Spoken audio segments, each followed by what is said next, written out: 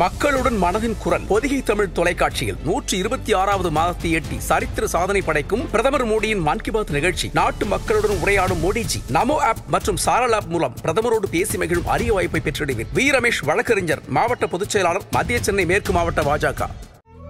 தமிழர்களின் number 1 choice Tamil matrimony. இன்னைக்கு நான் இந்தியாவில் இந்த தொழில் பண்றேன் அப்படின்னு வெளிப்படையா ஒத்துக்கிட்டு அந்த வரி சீரமைப்புகளை வந்து பேங்க்ல வாங்கி கடனை வாங்கி தொழில் பண்றவங்க 1.5 கோடி பேர். சுதந்திரம் பெற்ற காலத்திலிருந்து 2017 வரைக்கும் 65 லட்சம் பேர். இன்னைக்கு 1,52,40,000 பேர். ஒரு வீடு கட்டுறாங்க, பூசா கட்டும் போது அந்த பால் கச்சும் போது கூட ஒழுங்கா ஒண்ணு இருக்காது.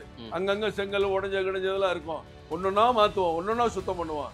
அப்படி இருக்கும்போது 140 கோடி மக்கள் கொண்ட இந்த நாட்டுல ஒரு வரி சீரமைப்பை ஒழுங்குபடுத்தி நேர்மைப்படுத்தி ஒரு வெற்றிகரமா செயல்படுத்தி கொண்டு வர்றதுக்கு 10 ஆண்டு காலம் ஆகுமா ஆகாதா? இனிமே ஈஸியா சிதம்பரம் பேசுற மாதிரி நீங்க பேசிட்டு இருக்கீங்க. என்ன பண்ணீங்க நீங்க? இன்னைக்கு 3வது இடம் நியூஸ் போடுறீங்கல்ல, பத்திரிகை நியூஸ் போடுறீங்கல்ல. இந்தியா பொருளாதாரத்துல 3வது இடம். இன்னைக்கு அமெரிக்கா 2.8, நம்ம 7.8 டெவலப்மெண்ட்ல இருக்கோம். கால ஓட்டத்துல இந்த மாற்றங்கள் எல்லாம் இருக்கு. ஆமா, கால ஓட்டத்துல அவனா வளர்ந்து அவனா பிள்ளை படிச்சு அவனா கரெக்ட் ஆயிடுவான்னு கற்பனையில பேசுறீங்க. நியாயமான மோடி அவருடைய சீர்திருத்தத்தை சொன்னா உங்களுக்கு எல்லாம் பிடிக்கல. இந்த போனுக்கு 50,000 ரூபாய் ஜிஎஸ்டி, 25,000 ரூபாய் ஸ்ட்ரைட்டா தமிழ்நாடு கவர்மெண்ட்டுக்கு போகுது. மீதி 25,000 ரூபாய் மத்திய அரசு போகுது. சரி, அந்த 25,000 ரூபாயில மீண்டும் 41% மாநில அரசுக்கு வருது. 29% மத்திய அரசு, 71% மாநில அரசுகளுக்குங்கிறத எந்த அமைச்சராவது இங்க எழுத்து பேச சொல்லுங்க. கோர்ட்ல கேஸ் போடுவாங்க. 58 லட்சம் டாய்லெட் கட்டி கொடுத்துரு. ஒரு டாய்லெட்டுக்கு 12,500 ரூபாய். 15,30,000 வீடு கட்டி கொடுத்துருக்கு. எதுவுமே இல்லை. இன்னைக்கு வரக்கூடிய 30,000 கோடி திட்டமிட்டு பட்ஜெட் ஒதுக்கி தூத்துக்குடியில கப்பல் கட்டும் ஒரு தளம் அமைக்கிறது யாரு? ஆனா ஐயா முதல்வர் வந்து உடனே எல்லாத்துக்கும் பாருங்க வேலை வாய்ப்பு நாங்க பெறுதுனாரு. மத்திய அரசு நிறுவனம் தான் கட்டுது. அது ஒரு மத்திய அரசு நிறுவனத்துக்கு நன்றின்னு ஒரு வார்த்தை சொல்ல முடியுதா? சொல்லல. எல்லாத்தையும் தமிழ்நாட்டு மக்கள்கிட்ட வந்து மறைக்கணும். காங்கிரஸுக்கும் திமுகவுக்கும் அதுதான் வேலை. அதான் இப்போ நடந்துகிட்டு இருக்கு, எப்பவும் நடக்கும். டீசல் விலையை குறைப்பினாரு, கிடையாது. நகை கடன் ரத்துப்படினாரு, கிடையாது. விவசாய கடன் ரத்துப்படினா கிடையாது. கல்வி கடன் ரத்துனாரு, கிடையாது. எல்லாத்துக்கும் 2 கோடி பேருக்கு வேலை இவரெல்லாம் வந்தாரு, இவர்களுக்கெல்லாம் கிடையாது. அந்த 1 பவுன் வச்சவங்களுக்கு இருக்கு, 2 பவுன் வச்சவங்க கிடையாது. இப்படி எல்லாத்துலயுமே பிரிச்சு மேய்ஞ்சு கடைசியில் சொன்ன வாக்குறுதி எதுவுமே நிறைவேற்றல. மக்கள் தெரிஞ்சு வச்சிருக்காங்க. அவங்க இவங்களுடைய படோடமும் விளம்பரம் அந்த யுக்தி எல்லாம் இந்த எலெக்ஷன் தமிழ்நாட்டை தலைகுனிய திமுகவுக்கு தலைகுனிய விட மாட்டோம். தலைகுனியை வச்சுட்டாங்க. நாங்க தலைநிமிர செய்வோம். ஜிஎஸ்டியில ரீஃபார்ம் நிறைய விஷயங்கள் மாற்றங்கள்லாம் நடந்திருக்குது. நிறைய குறைப்புகள், விலை குறைப்பெல்லாம் நடந்திருக்கு. நல்ல விஷயம் சார். ஆனால் இங்க இருக்கிற கட்சிகள் எல்லாம், எதிர்கட்சிகள் எல்லாம் சொல்றாங்க இதை வந்து 11 வருஷம் ஆயிருக்கு பாருப்பா. சிதம்பரமும் சொல்றாரு பரவாயில்ல குறைச்சிருக்காங்க, ஆனால் 11 வருஷம் கழிச்சு குறைச்சிருக்காங்க. முதல்ல இந்த ஜிஎஸ்டி நிலுவைத் தொகை இதெல்லாம் ஒழுங்கா கொடுக்கல இவங்க. பல விஷயங்கள், அதுலேயே நிறைய விஷயங்கள் இதுல வந்து முரண்பாடு இருந்து இன்னைக்கு வந்து குறைச்சிருக்காங்க. அதே போல அமெரிக்கா வரி விதிப்பு நமக்கு 50% டேரிஃப் எல்லாம் இது பண்ணதுமே இதை மறைக்கிறதுக்கு இதெல்லாம் கொண்டு வந்திருக்காங்க அப்படின்ற பார்வையெல்லாம் சொல்றாங்க. இவ்வளோ காலமாச்சு அவங்களுக்கு இதெல்லாம் குறைக்கிறதுக்கு, 11 வருஷம் கழிச்சு. பாவம் சிதம்பரம் வந்து அவர் ஒரு பொருளாதார மேதைம்பாங்க. பல நேரம் அந்த காங்கிரஸ் கட்சிக்கு கட்டுப்பட்டு அந்த மேதை தன்மையை இழந்து தான் பேசுறாரு. இல்ல அவரு குறைச்சிருக்கீங்க, சரி. ரொம்ப வேதனையா இருக்கு. முதல்ல இந்த ஜிஎஸ்டி கொண்டு வரும்போது இன்றைக்கு பிரதமருடைய பேச்சு பல பத்திரிகைகள் பெரிய செய்தியா வந்திருக்கு. கடுமையான செயல்களை மக்களுக்காக செய்யும் போது அதை செய்ய தயங்க தைரியம் இல்லாத கட்சி காங்கிரஸ் கட்சி. ஜிஎஸ்டி வந்தப்ப என்ன சொன்னாரு? இதெல்லாம் நடக்குமா? ஜிஎஸ்டி வரியெல்லாம் சரியா வருமா? இவங்க எதுக்கு எடுத்தாலும் ஒரே நாடு ஒரே சட்டம் ஒரே வரின்னு சொல்லிட்டு ஏமாத்திட்டு இருக்காங்க அப்படின்னு சொன்னார். என்ன மாற்றங்கிறத மாதேஸ் மூலம் இது மக்களுக்கு சொல்லணும். ஜிஎஸ்டி இன்னும் முதல்ல டிமானிட்டைசேஷன் வந்துச்சு, பண மாற்று திட்டம். சரி, அதுல அது கூட பணம் செல்லாத திட்டம்னு சொல்லுவாங்க. ஃபெயிலியர்னா என்ன ஃபெயிலியர்னு நீங்க சொல்றீங்க. இதுவரை கருப்பு பணத்தை எல்லாம் கொண்டு வந்து உங்களுக்கு வந்து விஜய் மல்லையாவெல்லாம் தூக்கிட்டு வந்துட்டீங்களா? வந்துட்டாரா இல்லையா? இங்க இருந்து பேங்க் காசை ஏமாத்திட்டு ஓடினாருன்னு நீங்க தானே சொன்னீங்க. காங்கிரஸ் ஆட்சியில வாங்கினாரு ஓடினாருன்னு சொன்னீங்கல்ல. சொல்லி முடிச்சேன். நான் வந்து யானைக்கு ஏறானா குதிரை குர்றங்கிறீங்க.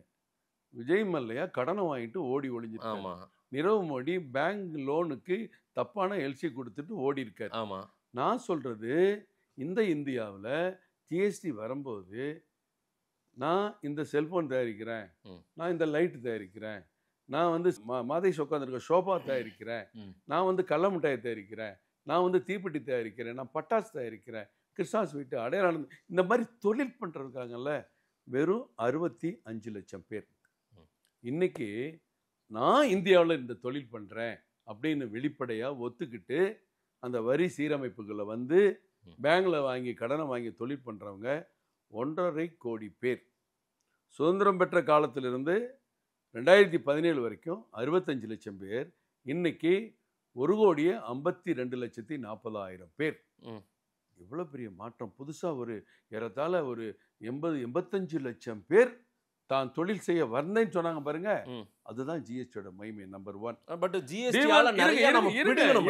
சொல்ல விடுங்க. நீங்க மக்களை வரியா பிடிங்கல, மக்களை குழப்பாதீங்க. குழப்பல சார், மக்களை குழப்பாதீங்க. நீங்க குழப்பதான் ஆசைப்படுறீங்க. அடுத்து டிமாண்டேஷன் உடனே விஜய் மல்லையா ஓடிட்டாங்கிறீங்க, கருப்பு படம் வந்துருச்சாங்கிறீங்க. ஆமா, 18 லட்சம் கோடி. உங்க ஆதன் ஓனர் இருக்கார், அவருங்க ஹைதராபாத் எங்கேயோ இருக்கார். சரி, ஆதன் ஓனர் 1 கோடி ரூபா ரொக்கம் வச்சிருக்கிறார். என்ன பண்றாரு? அவர் டிரைவர்கிட்ட போய் 30 லட்சம் பேங்க்ல போட்டு பணத்தை வாங்கிடுறாரு. அவருடைய வாட்ச்மேன்ட்ட 30 லட்சம் கொடுத்து பணத்தை வாங்கிடுறாரு. உங்களை மாதிரி ரிப்போர்ட்டர்கிட்ட ஒரு 20 லட்சம் கொடுத்து பணத்தை வாங்கிடுறாரு. பேங்க்ல பணம் கொடுக்கும்போது எந்த பணத்திற்கும் கணக்கே கேட்கல. பேங்க் மேனேஜரு ரூபாய் போய் கொடுத்துட்டா புது நோட்டு கொடுத்துட்றாங்க, முடிஞ்சு போச்சு. பார்த்துட்டு போன பிறகு இந்தியா முழுவதும் லிஸ்ட் எடுக்கிறாங்க. பார்த்தா என்னடா ஒரு வாட்ச்மேன் வேலை பார்க்குறாரு, 30 லட்ச ரூபா கொடுத்து புதுசாக மாற்றிட்டு போயிருக்காரு. நோட்டீஸ் போகுது, 10 லட்சத்துக்கு மேலே மாற்றணும் நோட்டீஸ் போகுது. இங்கே வாங்க ஐயா, நீங்கள் உங்கள் பேர் என்னையா? என் பேர் நித்யானந்தம். உங்கள் என்ன வேலை பார்க்குறீங்க? நான் வாட்ச்மேன் வேலை பார்க்குறேங்க. எங்கெங்க? ஆதன் டிவியில் வேலை பார்க்குறேன். அப்படியா? எவ்வளோயா சம்பளம்? எனக்கு 12,000 ரூபா கொடுக்குறாங்கய்யா. சம்பளத்தை கூட்டி கொடுக்குறேன்னாங்க, இன்னும் கொடுக்க மாட்டேறாங்க 10 வருஷமா. அப்புறம் எப்படிப்பா 30 லட்சம் பேங்க்கில் மாற்றிருக்க? ஐயா சத்தியமாக ஒன்றுமே தெரியாதுயா, எங்கள் ஆஃபீஸில் கொடுத்து போய் மாற்றிட்டு வானாங்க, மாற்றிட்டு. இதுதான் கருப்பு பணம். நீங்கள் பேங்க்கில் கடனை வாங்கியெல்லாம் நான் எங்கள் ஓனர் மாற்றினீங்க. நீங்கள் பேங்க், நான் உதாரணத்துக்கு தான் சொன்னேன். பேங்க்ல மாதேஷ் வெயிட் நீங்கள் நல்ல பத்திரிக்கையாளர், நல்ல செய்தி மக்களுக்கு போகணும். சரி, பேங்க்ல கடன் வாங்கிட்டு ஓடுறவன்லாம் கருப்பு பணம் வச்சிருந்தவன் இல்லை. கருப்பு பணம் என்பது சோஃபாவுக்குள்ள, கட்டிலுக்கு கீழே, பூமியில் தோண்டி போச்சு வைக்கிறது, மரத்தடியில் வைக்கிறது, மொட்டை மாடி டேங்கில் ஒளிச்சு வைக்கிறது, அரிசி பானைக்குள்ள வைக்கிறது, இதெல்லாம் கருப்பு பணம். கணக்கில் வராதது கருப்பு பணம். அப்போ என்ன சொன்னீங்க? 18 லட்சம் கோடி வந்துருச்சு. அப்ப கருப்பு பணம் எங்க? நீங்க அடப்பாவீங்களா? அந்த 18 லட்சம் கோடியில 8 லட்சம் கோடி கணக்குல வராத பணம் உள்ள வந்து கருப்பு பணம் வெள்ளை பணம் ஆயிருக்கு. அதனாலதான் அருண்ஜேட்லி சொன்னார், கருப்பு பணத்தை ஒழிச்சிட்டீங்க. அப்போ கருப்பு பணத்தை வெள்ளை பணமாக்குவது ஒழிப்பதற்கு சமம். அந்த காரணத்தினாலதான் ஒரு அடிப்படைக்கு சொல்றேன், 65 லட்சம் பேர் ஒர்க் பண்ணி தொழில் பண்ணி வரி கட்டுறவங்க 1.5 கோடியா உயர்ந்திருக்கிறத பார்க்க மாட்டீங்களா? வெறும் 1% இன்கம் டாக்ஸ் கட்டினவங்க இன்னைக்கு 3% இன்கம் டாக்ஸ் கட்டிருக்காங்களா இந்தியாவுல? மோடி சாமானிய மக்கள் பாதிக்கப்பட்டாங்களா? இல்ல பல தொழில் நிறுவனங்கள் பாதிக்கப்பட்டதா இல்லையா? பல மாநிலங்கள் பாதிக்கப்பட்டதா இல்லையா? நிதி ஒழுங்கா கொடுக்கல, வாங்கின காசை கொடுக்கலன்னு கம்ப்ளைண்ட் பண்ணாங்களா இல்லையா?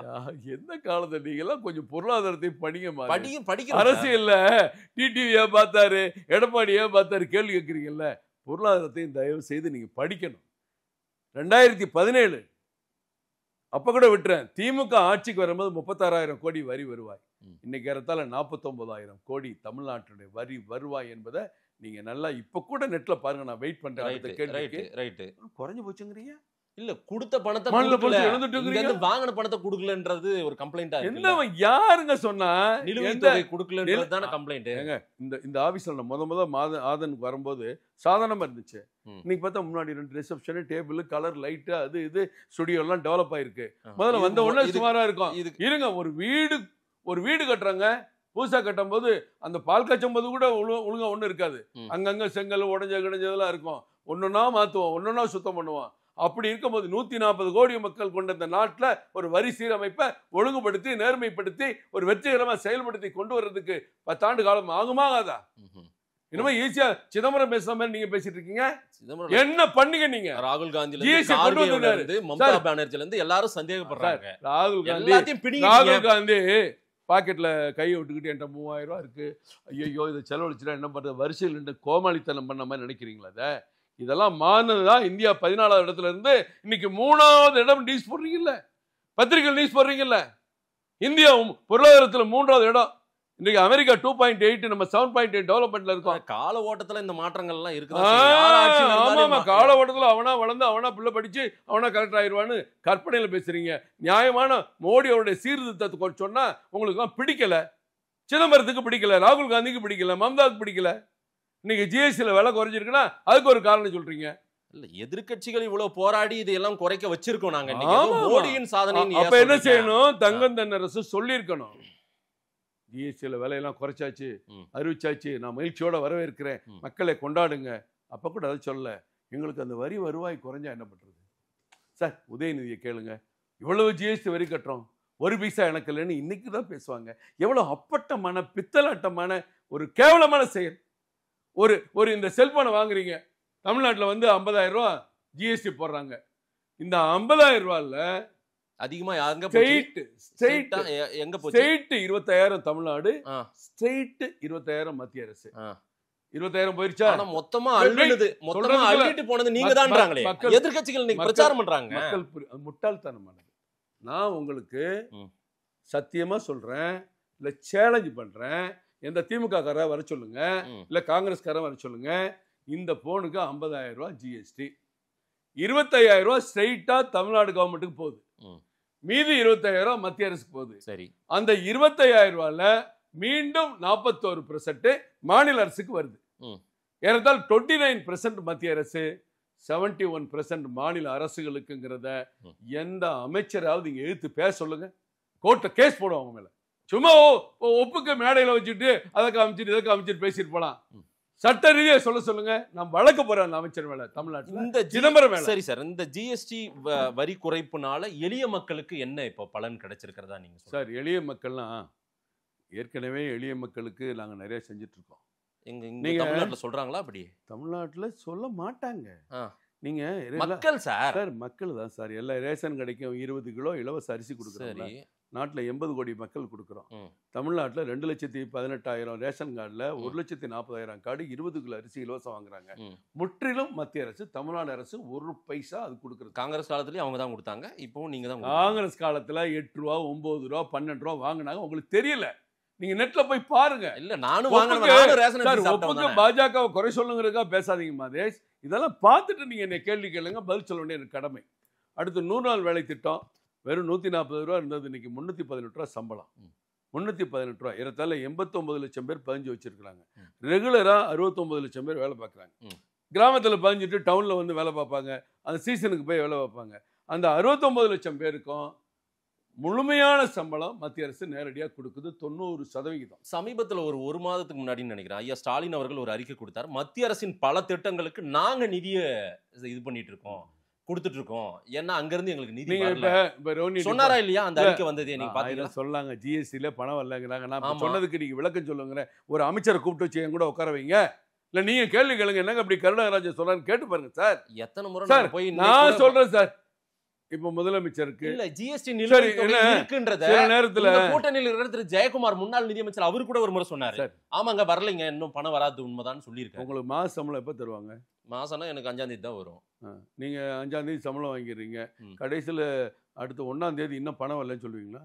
இல்ல சொல்ல 5ஆம் தானே வரும். வரும்போது எல்லாம் கொடுத்துட்டு தானே இருக்காங்க.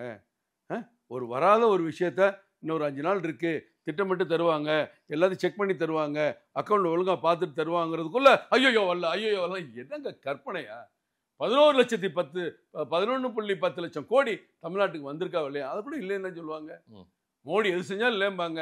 69 லட்சம் பேருக்கு சம்பளம் கொடுக்குறாங்கிற நீங்க முதலமைச்சர் அறிக்கையை பத்தி பேசுறீங்க. முதலமைச்சர் நீங்க வேணா இங்க இருந்து உட்காருவோம், இப்படியே ஒரு ரெவன்யூ டிபார்ட்மெண்ட்டுக்கு போடுங்க. என்னங்க 100 நாள் வேலை திட்டத்துக்கு 90% மத்திய அரசு தான் பணம் தருதுங்கிறாங்களே, உண்மையான்னு கேளுங்க. அப்படி ஒரு மீட்டிங் வைங்க, நீங்க ஒரு டிபேட் வைங்க, ஒவ்வொரு டிபார்ட்மெண்ட்டா கூப்பிட்டு போன்ல கேள்வி கேட்கறது. நான் சொல்றது உண்மையா இல்லைன்னு செக் பண்ணுங்க. எது செஞ்சாலும் இல்லை. வீடு வீடா குடிநீர் திட்டம், தெருவுல பூரா பெண்கள் வந்து கொலாயடியில் வரிசையில் காலம்லாம் மாறி இருக்கா இல்லையா? நீங்கள் நானும் கிராமத்திலிருந்து வந்தவங்க. ஒரு டாய்லெட் போற பெண்கள் எங்க போயிட்டு இருந்தாங்க? இன்னைக்கு அந்த காட்சியை நீங்க பார்க்க முடியுதா? 58 லட்சம் டாய்லெட் கட்டி கொடுத்துரு. ஒரு டாய்லெட்டுக்கு 12,500 ரூபா, 15,30,000 வீடு கட்டி கொடுத்துருக்கு. எதுவுமே இல்லை, எதுவுமே இல்லை. இன்னைக்கு வரக்கூடிய 30,000 கோடி திட்டமிட்டு பட்ஜெட் ஒதுக்கி தூத்துக்குடியில் கப்பல் கட்டும் ஒரு தளம் அமைக்கிறது யாரு? ஆனால் ஐயா முதல்வர் வந்து உடனே எல்லாத்துக்கும் பாருங்க வேலை வாய்ப்பு நாங்கள் பெறுதுனாரு. மத்திய அரசு நிறுவனம் தான் கட்டுது. அது ஒரு மத்திய அரசு நிறுவனத்துக்கு நன்றின்னு ஒரு வார்த்தை சொல்ல முடியுதா? சொல்லலை. எல்லாத்தையும் தமிழ்நாட்டு மக்கள்கிட்ட மறைக்கணும். காங்கிரஸுக்கும் திமுகவுக்கும் அதுதான் வேலை. அதான் இப்போ நடந்துகிட்டு இருக்கு, எப்பவும் நடக்கும். இவங்க திருத போறதே இல்ல. இல்ல உண்மையை ரொம்ப நாளைக்கு மறைக்க முடியாது. ஆனால் இங்கு வந்து கரெக்ட், நீங்க சொல்ற பதில் திமுகவுக்கு பொருந்தும். உண்மையை என்னைக்கு மறைக்க முடியாது, என்னைக்கா ஒரு நாள் வெளிவரும். இந்த முறை மக்கள் வந்து உணர்ந்து ஓட்டு போட்டுருவாங்க உங்களுக்கு. பிஜேபி பரவாயில்லப்பா நிறைய செஞ்சிருக்காங்க. ஓட்டு போட்டா தான் தமிழ்நாட்டுக்கு விடிவு காலம் இன்னும் முன்னேறும், இன்னும் நாடு முன்னேறும். இன்னும் தமிழ்நாட்டில் முதலமைச்சர் அவர்கள் சொன்ன 522 வாக்குறுதிகளில் ஏறத்தாழ 420 வாக்குறுதிகள் நிறைவேற்றப்படலை. ஆனால் எல்லாமே பண்ணியாச்சுன்னு சொல்கிறாங்க. தடுப்பணைகள் கட்டியாச்சா? 200 தடுப்பணை கட்டுவாங்க, கிடையாது. வருஷத்துக்கு 10 லட்சம் பேருக்கு அரசாங்கம் வேலைன்னாரு, கிடையாது. கேஸ் சிலிண்டர் 100 ரூபா குறைப்பேன்னாரு, கிடையாது. மின் கட்டணத்தை மாதத்திற்கு 2 மாதத்திற்கு ஒரு என்பதை மாதமாக்கி உங்களுக்கெல்லாம் ஆண்டுக்கு 3000 ரூபாய் குறைப்பேன்னாரு, கிடையாது. இப்படி என்னதான் செஞ்சாரு? டீசல் விலையை குறைப்பேன்னாரு, கிடையாது. நகை கடன் ரத்துப்படினாரு, கிடையாது. விவசாய கடன் ரத்துப்படினா கிடையாது. கல்வி கடன் ரத்துனாரு, கிடையாது. எல்லாத்துக்கும் இவரெல்லாம் வந்தாரு, இவர்களுக்கெல்லாம் கிடையாது. அந்த 1 பவுன் வச்சவங்களுக்கு இருக்கு, 2 பவுன் வச்சவங்க கிடையாது. இப்படி எல்லாத்துலயுமே பிரிச்சு மேய்ஞ்சு கடைசியில் சொன்ன வாக்குறுதி எதுவுமே நிறைவேற்றல. மக்கள் தெரிஞ்சு வச்சிருக்காங்க. அவங்க இவங்களுடைய படோடபம், விளம்பரம், அந்த யுக்திலாம் இந்த எலெக்ஷன் தமிழ்நாட்டை தலைகுனிய விட மாட்டோம். தலைகுனியை வச்சுட்டாங்க. நாங்க தலைநிமிர செய்வோம். இல்ல உங்ககிட்ட இருந்து காப்பாத்த தமிழ்நாட்டை தலைகுனியை வச்சிருக்காங்க சார். நாங்க மீட்டு தலை நிமிர வைப்போம். இல்ல அவங்க தான் தலை நிமிர வச்சிட்டு இருக்கோம். அது அவங்க சொல்ல வேண்டியது தானே. அது நாங்க இப்படி சொல்றோம், அது அவர் இஷ்டம். பிஜேபி வந்துடக்கூடாதுன்றாங்க போயிட்டு. சார் பரவாயில்ல, சந்தோஷம். பிஜேபி கால் ஒன்ற முடியாது, வேறு ஒன்ற முடியாது, தடி ஒன்ற முடியாதுன்னு சொன்னவங்க பிஜேபி ஆட்சிக்கு வர முடியாதுன்னு சொல்லக்கூடிய அளவுக்கு பிஜேபி வளர்ந்துருக்கு. இந்த ஆதரவு தமிழ்நாடு மக்கள் கொடுத்த ஆதரவு. இந்த ஜிஎஸ்டி ரீஃபார்மால என்ன வித்தியாசம்? பொருள் அன்றைக்கு என்ன விலை, இன்னைக்கு என்ன விலை மாற்றம் நடந்திருக்கும்? இதனால மக்களுக்கு எவ்வளோ அந்த ஓரளவுக்கான செலவினங்கள் குறையுது, எவ்வளோ அது வந்து ஒரு லாபமா பார்க்கப்படும், மக்களுக்கான லாபம்? இல்லை, சரியான கேள்வி. இப்போ மக்கள் வந்து சாதாரண மக்கள் ஒரு 3000 ரூபாய்க்கு பொருள் வாங்கினா ஒரு 1500 ரூபாய்க்கு உணவுப் பொருள் வாங்குவாங்க. மீதி 1500 ரூபாய்க்கு ஒரு பவுடர், சோப்பு, சீப்பு, பேஸ்ட்டு இந்த மாதிரி பொருள் வாங்குவாங்க. அந்த உணவுப் பொருளில் ஏற்கனவே டேக்ஸ் கிடையாது, சாதாரண கடைகளில் விற்கிற பொருட்களில்.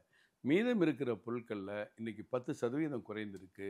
அதிகமான பொருட்கள் 0% வந்திருக்கு. 28% 18% வந்திருக்கு. 18 இருந்தது 5% வந்திருக்கு. அப்போ இன்றைக்கி ஒரு 5000 ரூபாய்க்கு ஜாமான் வாங்குறாங்க ஒரு கடைக்குள்ளே போய். அந்த 5000 ரூபாய்க்கு ஜாமான் வாங்கினவருக்கு 500 ரூபாயிலிருந்து 1000 ரூபா வரைக்கும் விலை குறைவதற்கான வாய்ப்பு இருக்குது.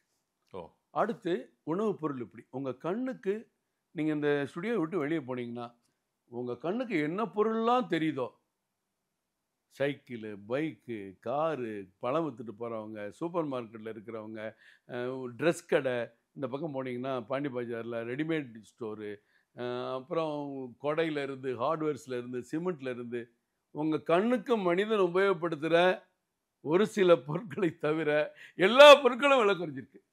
இதை நம்ம எப்படி எவ்வளோ பெரிய அதிசயமாக கொண்டாடணும். சிகரெட்டு நம்மளால் தடை செய்யப்பட்டிருக்கிற, அடிக்கடி பேப்பரில் படிப்பீங்க, பான் பராக்கு கைப்பற்றப்பட்டது. அந்த மாதிரி பான் பராக்கு, புகையிலை பொருட்களை தவிர மற்ற எல்லா பொருட்களும் குறைந்திருக்கு. கார் கூட ஆடம்பரம் அப்படிங்கிறத 1200 சிசி கம்மியான இருக்க கால்கள்லாம் நீங்கள் மஹிந்திரா விளம்பரம்லாம் பார்த்துருப்பீங்க. போன வாரமே ஆரம்பிச்சிட்டாங்க. நாங்கள் 22 வரைக்கும் பொறுத்திருக்க மாட்டோம். இன்றைக்கே அவங்க காரு 58,000 2.5 லட்ச ரூபா வரைக்கும் குறையுது. மாருதி பக்கமாக எல்லா நிறுவனங்களும் விளம்பரம் போட்டுட்ருக்காங்க. ஒரு ஹார்லிக்ஸ் 335 ரூபானா 30 ரூபா குறையுது. ஒரு ஹமாம் சோப்பு 45 ரூபானா 8 ரூபா குறையுது. ஒரு ஆயில் 300 ரூபானா 30 ரூபா குறையுது. 11 வருஷமா இவ்வளோத்தையும் வாங்கியிருக்கோம் நம்ம காசை. 11 லட்சம் கேட்டால் வாங்கிட்டு 50 ரூபா வாங்கிட்டு 25 ரூபா தமிழ்நாட்டுக்கு அங்கே மாநில அரசு ஏதோ ஒரு மாநில அரசுக்கு போயிடுச்சு. மீதி 25 ரூபா தான். ஒன்று மாதேஷ் ஒன்று மட்டும் சார், இந்த வித்தியாசம் நான் சொல்ல சார். எதிர்கட்சிகள் கோமாளித்தனமாக தான் பேசுவாங்க. அவங்களுக்கு நல்லது நடக்க பிடிக்காது. இந்த 11 வருஷத்துக்கு முன்னாடி இந்தியாவில் 1% தான் இன்கம் டேக்ஸ் கட்டினாங்க. இந்த மாற்றங்களுக்கு பிறகு இன்கம் டேக்ஸ் கட்டுறவங்க எண்ணிக்கை 3% ஆச்சு. நான் முதல்ல ஒரு உதாரணம் சொன்ன பார்த்தீங்களா, உங்கள் வாட்ச்மேன் 30 லட்சம், உங்கள் பால்காரம்மா 20 லட்சம், உங்கள் இதில் உட்காந்துருக்கவங்க, வரவேற்பில் உட்காந்துருக்க டிரைவரு 40 லட்சம் மாற்றினாங்கல்ல. அதெல்லாம் கணக்கு வந்ததுனால 1% டேக்ஸ் கட்டினவங்க 3% கூடி இருக்கு. 6% இன்கம் டேக்ஸ் ஃபைல் பண்ணுறோம். ஒண்ணுக்குள்ள ஒண்ணு தொடருது. ம். இன்னைக்கு இந்த மாற்றம் வந்து ஏதோ தீபாவளி, நவராத்திரி அப்படிங்கிறதுக்கு இல்ல, வாழ்க்கை முழுவதும் ம். வாழ்க்கை முழுவதும் அடுத்த கட்டத்துக்கு நம்ம போவோம். இன்னைக்கு ட்ரம்ப்பை பார்த்து நம்ம பயப்படல. காரணம், நான் கன்சூமர் நம்ம தாங்க அதிகம் இருக்கோம் உலகத்துல. ம். நம்ம தான் அதிக பொருட்களை நம்ம ஏன் அவருக்கு பயப்படணும்? அவர் தான் நம்மளை பார்த்து பயப்படணும். ம். இன்னைக்கு சுதேசி பொருளுக்கு முக்கியத்துவம் கொடுக்க சொல்லி பிரதமர் பேசுறார். இப்ப கொக்கோ கோலாவுக்கு வரி குறைக்கல, ஆனா இளநீ சாப்பிடு, ம். ஜூஸ் சாப்பிடுன்னு மோடி சொல்றாரு. ம். இது நல்லல கெட்டதா? இப்படிப்பட்ட மாற்றங்கள் ஒரு நாட்டை உச்சத்துக்கு கொண்டு போகும். நான் முதலே சொன்னதுதான், உலகமே கொரோனாவுக்கு பிறகு கீழே போயிருக்கு. IMF சொல்றாங்க, இன்டர்நேஷனல் நிதி ஆணையம் சொல்றாங்க, இந்த கொரோனாவுக்கு பிறகு பல நாடுகள் கீழ் நோக்கி போயிருக்கு. அவங்க சரியா போட்ட வார்த்தை எனக்கு இன்னும் ஞாபகம் இருக்கு. இந்தியா மட்டும் ஒளிரும் நட்சத்திரமாக இருக்கிறது எப்படி என்று எங்களுக்கு புரியவில்லை அப்படின்னு கேட்ட கேள்விக்கு மோடியோட நேர்மையான நல்லாட்சி, வெளிப்படையான திறமையான ஆட்சி தான் இந்த மாற்றங்களுக்கு காரணம். அதுதான் நம்ம உயர்ந்து நிற்கிறோம். 21% மக்கள் வறுமை கோட்டில இருந்து மீட்கப்பட்டிருக்காங்க. மக்கள் உங்களுக்கு ஆதரவு கொடுக்குறாங்களான்னு பார்க்கலாம். நேரில் வந்து நேரம் கொடுத்து பேசுறதுக்கு நன்றி கருணாகராஜன் அண்ணே. வணக்கம், நன்றி.